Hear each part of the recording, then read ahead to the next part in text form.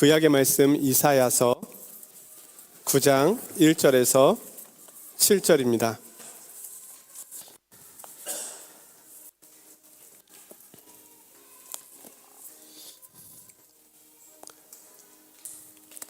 제가 받들어 봉독하도록 하겠습니다. 전에 고통받던 자들에게는 흑암이 없으리로다.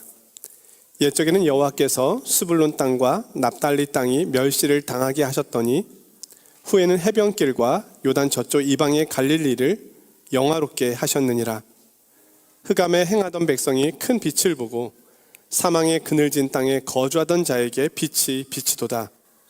주께서 이 나라를 창성하게 하시며 그 즐거움을 더하게 하셨으므로 추수하는 즐거움과 탈취물을 나눌 때의 즐거움같이 그들이 주 앞에서 즐거워하오니 이는 그들이 무겁게 맨 멍에와 그들의 어깨의 채찍과 그 압제자의 막대기를 주께서 꺾으시되 미디안의 날과 같이 하셨음이니이다. 어지러이 싸우는 군인들의 신과 피 묻은 겉옷이 불의 섭같이 사라지리니 이는 한 아기가 우리에게 낳고 한 아들을 우리에게 주신 바 되었는데 그의 어깨에는 정사를 메었고 그의 이름은 기묘자라 모사라 전능하신 하나님이라 영존하시는 아버지라 평강의 왕이라 할 것임이라. 그 정사와 평강의 더함이 무궁하며 또 다윗의 왕자와 그의 나라에 군림하여 그 나라를 굳게 세우고 지금 이후로 영원히 정의와 공의로 그것을 보존하실 것이라. 만군의 여호와의 열심이 이를 이루시리라. 아멘.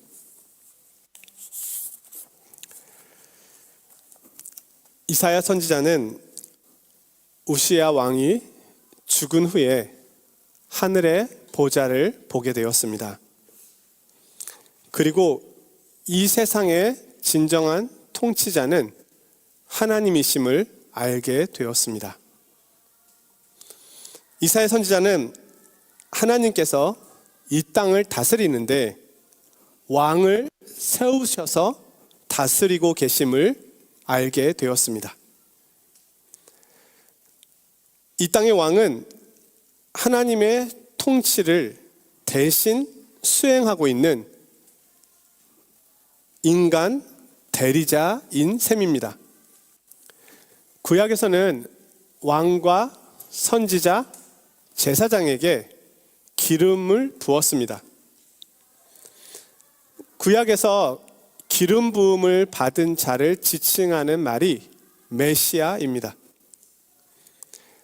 근데 이 메시아라고 하는 이 말이 점점 하나님의 뜻을 이룰 왕을 의미하는 단어로 사용되게 되었습니다. 이사야서 45장 1절에는 이런 말씀이 있습니다.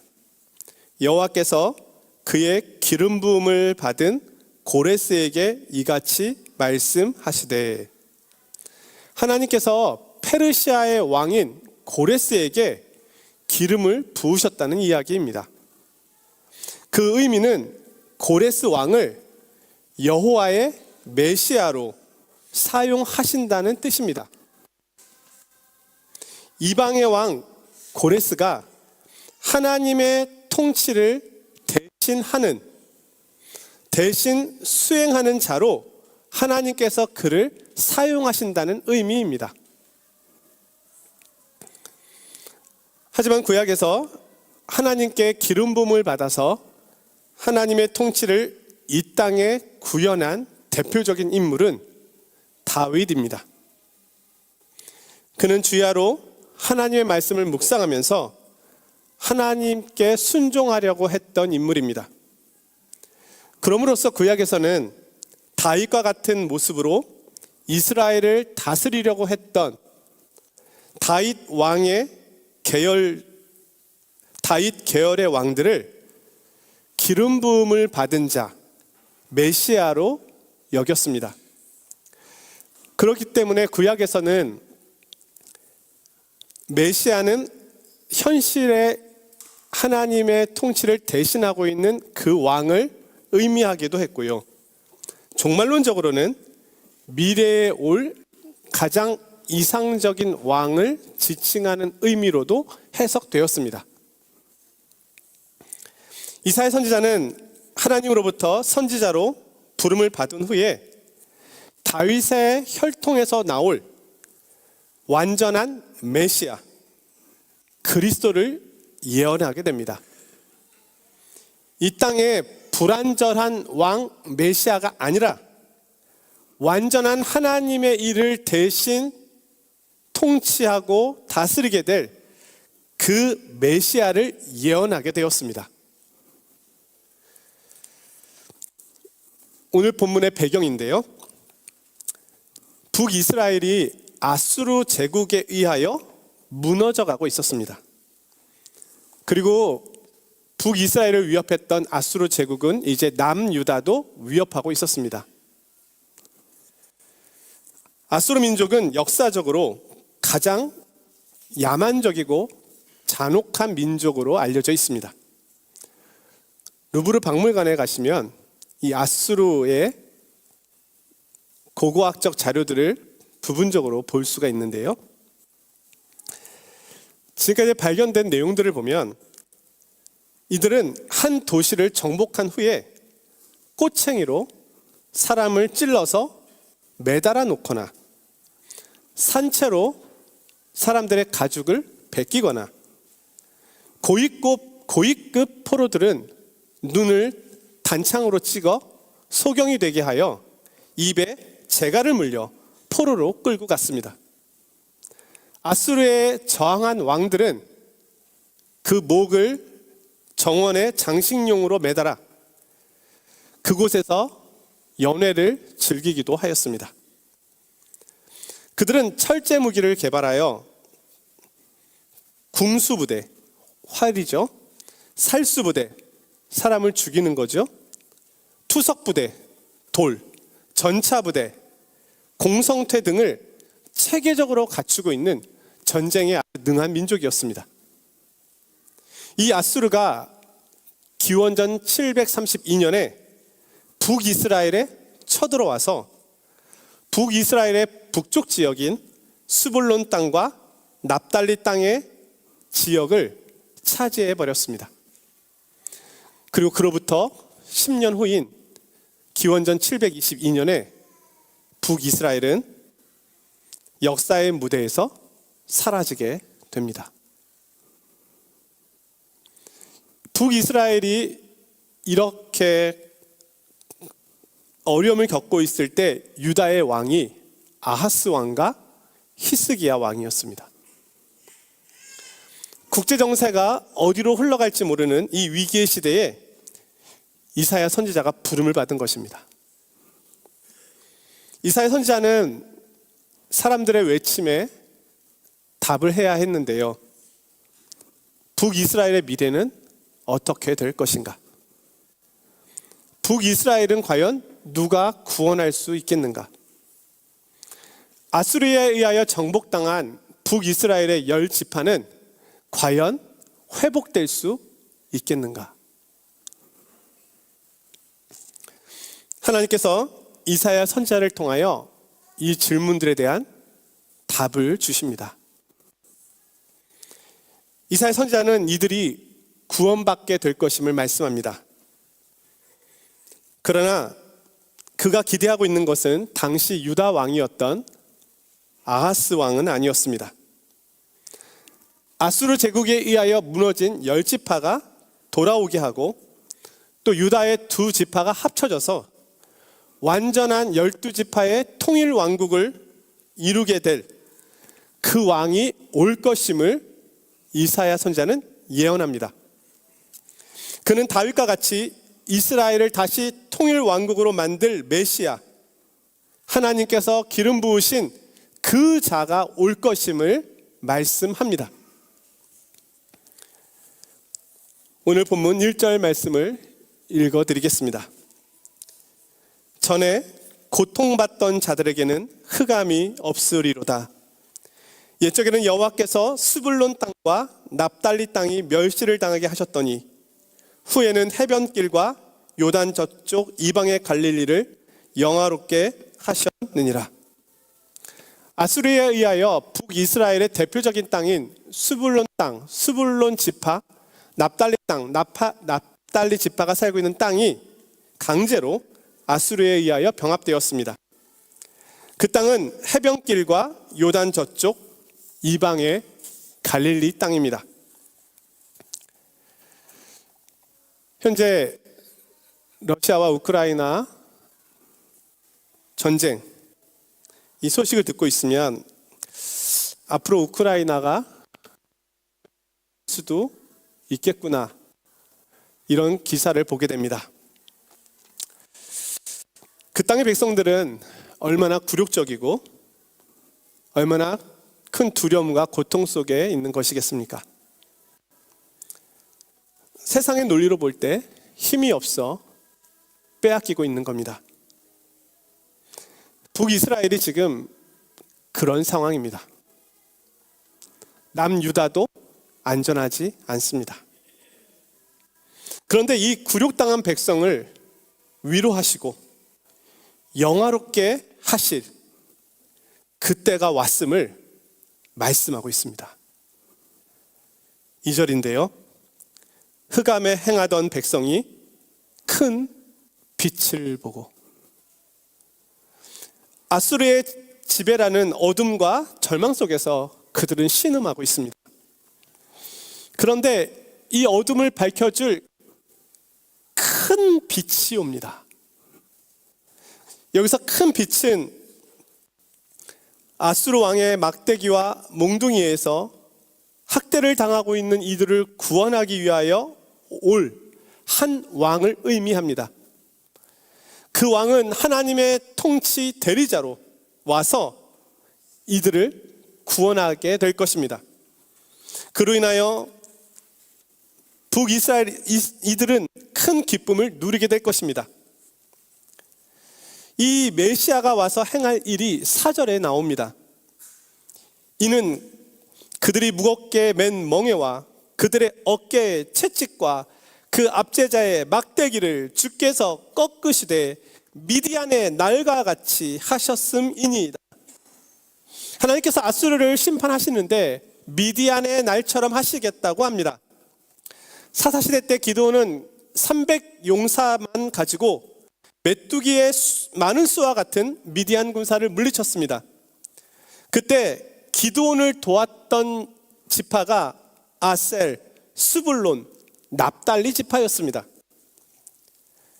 당시 전쟁은 기드온의 전쟁이기 전에 여호와의 전쟁이었습니다. 이 승리는 기드온의 승리이기 전에 여호와의 승리였습니다. 이와 같은 일이 스불론 땅과 납달리 땅에 있을 것이라고 말씀하고 계시는 겁니다. 6절 이하에서는 하나님께서 행하시는 그 일의 더 큰 의미를 말씀해 주십니다. 이는 한 아기가 우리에게 낳고 한 아들을 우리에게 주신 바 되었는데 그의 어깨에는 정사를 메었고 그의 이름은 기묘자라 모사라 전능하신 하나님이라 영존하시는 아버지라 평강의 왕이라 할 것임이라. 그 정사와 평강의 더함이 무궁하며 또 다윗의 왕자와 그의 나라에 군림하여 그 나라를 굳게 세우고 지금 이후로 영원히 정의와 공의로 그것을 보존하실 것이라. 만군의 여호와의 열심히 이를 이루시리라. 아수르의 권세에서 이들을 구하기 위해서는 당연히 아수르 제국보다 더 큰 힘을 가진 왕이어야 할 것입니다. 그러나 그는 큰 힘을 가진 왕인 동시에 평강의 왕이기도 합니다. 평화를 위한 권세를 가지고 있습니다. 제국을 위한 권세가 아닙니다. 그는 정의와 공평으로 다스리며 모든 이들이 그것을 보고 즐거워하게 될 것입니다. 오늘 이사야 예언의 말씀은 아수르의 멍에와 채찍에서 이스라엘을 구원하는 것만을 말씀하고 있지는 않습니다. 이 일이 영원한 구원이 될 것이라고 말씀합니다. 공평과 정의로 다스리게 되는 다윗 왕의 시대와 같은 새로운 시대가 시작될 것을 말씀하고 있습니다. 현실은 암울합니다. 그러나 여호와께서는 반드시 이루시겠다고 말씀하고 계십니다. 그때에는 하나님께서 기름 부으신 메시아, 한 아기, 한 아들이 와서 이 일을 행하게 될 것입니다. 이 새로운 나라를 만드실 아기는 다윗 계열에서 나오는 왕의 후손일 겁니다. 그런데 이 아들의 이름이 오늘 성경에 기록되어 있는데요. 기묘자, 모사, 전능하신 하나님. 이 아이는 하나님의 아들로서 선포될 것입니다. 그는 평강의 왕이 되어 무한한 평화를 만들어낼 것입니다. 자, 이 아들의 이름 기묘자 무슨 뜻일까요? 영어로는 wonderful로 번역되어 있고 불어로는 어드미 하블르 이렇게 번역되어 있습니다. 경이로움, 놀라움, 탁월한 통치 능력을 가진 자를 의미합니다. 모사는 영어로는 카운셀러, 불어로는 꽁세이에, 지혜를 나타내는 재판관, 군사적 용맹을 가진 지도자를 의미합니다. 영존하시는 아버지, 그는 백성들을 아버지의 마음으로 돌보고 지키고 라고 말합니다. 평강의 왕, 그는 자신의 권력을 남용하고 함부로 사용하지 않고 자기를 부인하여 하나님의 말씀에 따라 조화와 안정을 가져올 지도자됨을 말씀하고 있습니다. 자, 이 왕이 누구일까요?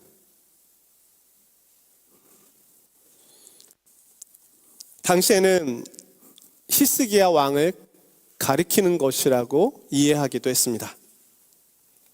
실제로 히스기야는 아수르 민족에게 정복당하여 소망이 없는 북이스라엘의 남은 백성들을 유다의 유월절 잔치에 초대합니다.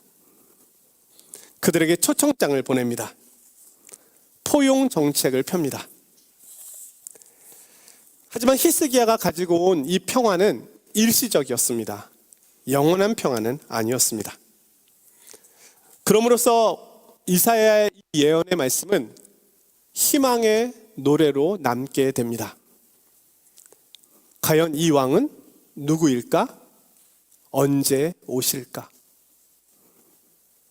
이스라엘은 계속 이 희망의 노래를 부르며 기다렸습니다. 이사야의 예언이 있은 후 700년의 시간이 지난 어느 날, 이 예언의 말씀이 성취됩니다. 마태복음 4장에 스불론 땅과 납달리 지경 해변에 있는 가버나움에서 사역하고 계시는 예수님의 모습이 나옵니다. 마태는 예수님이 이 이사야 말씀의 성취자라고 말씀합니다. 예수께서 요한이 잡혔음을 들으시고 갈릴리로 물러가 나사렛을 떠나 스불론과 납달리 지경 해변에 있는 가버나움에 가서 사시니 이는 선지자 이사야를 통하여 하신 말씀을 이루려 하심이라. 일러스되 스불론 땅과 납달리 땅과 요단강 저편 해변길과 이방의 갈릴리여, 흑암에 앉은 백성이 큰 빛을 보았고 사망의 땅과 그늘에 앉은 자들에게 빛이 비추었다 하느니라. 이때부터 예수께서 비로소 전파하여 이르시되 회개하라, 천국이 가까이 왔느니라 하시니라. 다윗의 계보를 따르신 예수 그리스도는 갈릴리에서 구원 사역을 시작하십니다. 예수님은 어려서부터 성경을 알았고 읽으셨습니다. 나사렛 예수님은 이사야 9장의 말씀을 통해 자신이 가야 할 메시아의 길을 발견하셨습니다. 그는 구약의 예언의 말씀을 자신의 몸과 삶에 결박하시고 순종하심으로써 메시아로 성장하고 성숙해 가셨습니다. 예수님은 약 700년 전에 이사야의 예언에서 자신을 부르시고 계시는 하나님의 음성을 들었습니다.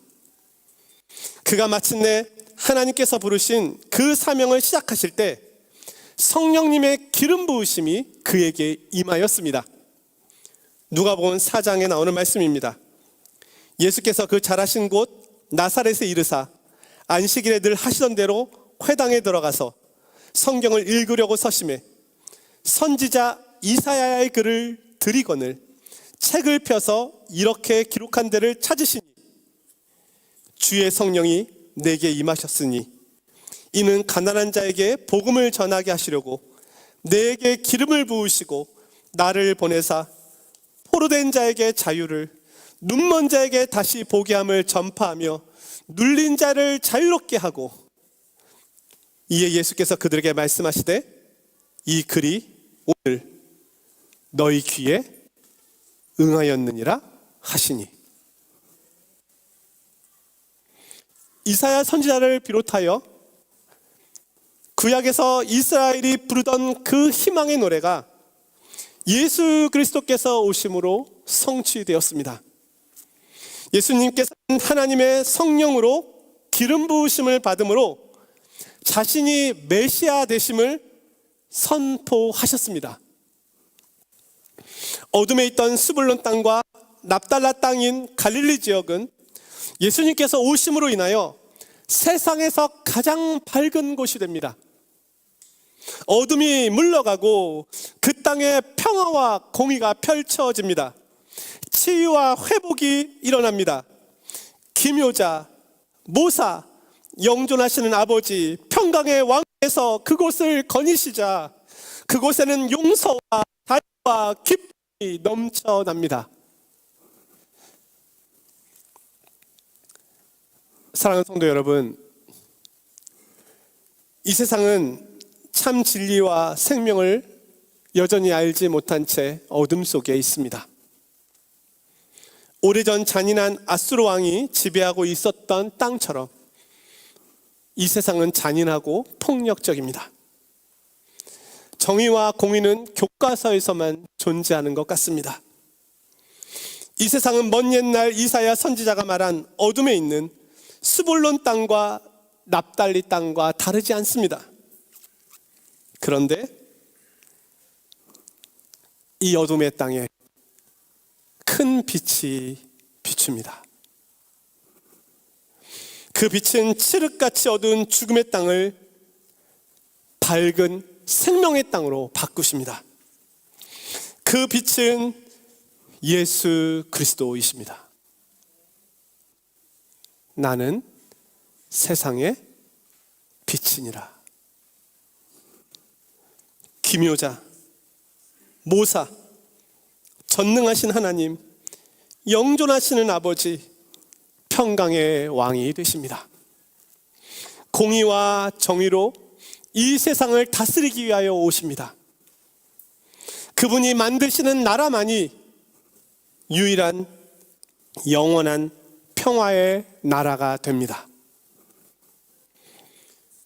지금부터 2700년 전 이사야 선지자는 이 왕을 바라보며 이 나라를 보면서 꿈꾸며 기대했습니다. 그런데 오늘날 우리는 이 선지자가 기대했던 그 나라, 그 꿈이 실현된, 성취된 그 시대를 살아가고 있습니다.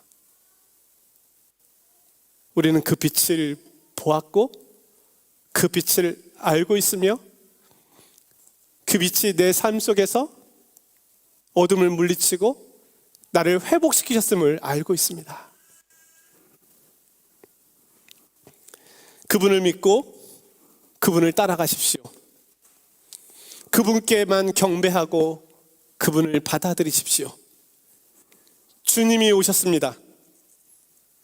메리 크리스마스, 좋아요 노엘. 기도하겠습니다.